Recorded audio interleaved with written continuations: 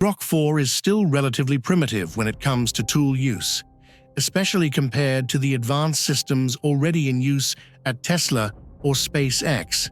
And to be clear, these are still, I'd say, this is still fairly primitive tool use. If you compare it to, say, the tools that are used at Tesla or SpaceX, where you're using finite element analysis and computational fluid dynamics, and you're able to run, or say like Tesla does, like crash simulations, where the simulations are so close to reality that if the test doesn't match the simulation, you assume that the test article is wrong.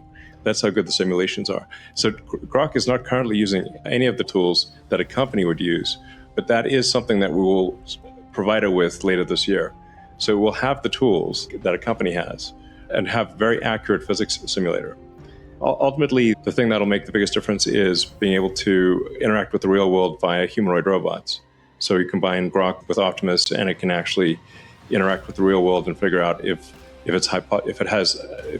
can formulate an hypothesis and then confirm if that hypothesis is true or not. So we're really, I think about like where we are today. We're at the beginning of an immense intelligence explosion. We're in the intelligence Big Bang right now.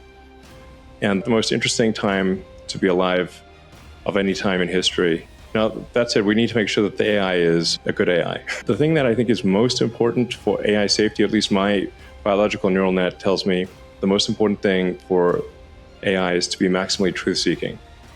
You can think of AI as this super genius child that ultimately will outsmart you, but you can still instill the right values, encourage it to be sort of, truthful, honorable, good things. Like the values you want to instill in a child ultimately grow up to be incredibly powerful. Yeah, these are still primitive tools, not the kind of tools that serious commercial companies use. But we will provide it with those tools, and I think it will be able to solve real-world technology problems. You need compute plus the right tools, and then ultimately to be able to interact with the physical world. With the continued advancement of AI, we may be approaching a future in which the global economy expands at an unprecedented scale, potentially growing to a size thousands of times greater than its current form. And then we'll effectively have an economy that is ultimately thousands of times bigger than our current economy, or maybe millions of times. If you think of civilization as percentage completion of the Kardashev scale, where Kardashev 1 is using all the energy output of a planet, and Kardashev 2 is using all the energy output of a sun, and 3 is all the energy output of a galaxy. We're only, in my opinion, probably closer to 1% of Kardashev 1 than we are to 10%. So like maybe a point or 1 or 2% of Kardashev 1. So we will get to most of the way, like 80, 90% Kardashev 1, and then hopefully, if civilization doesn't self-annihilate.